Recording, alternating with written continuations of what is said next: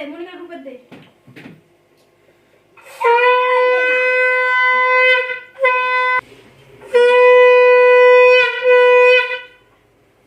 দে রূপের দিছি মা মনিকা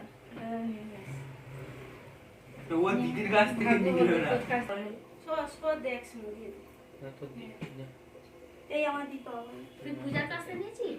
মনিকা তো সবই বড় হয় বল ভাইয়ের কো ভাইয়ের কো বলে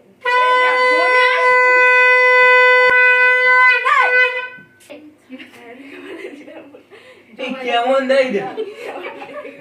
আরে তুই আঙুলটা ধরে রাখনা চেপে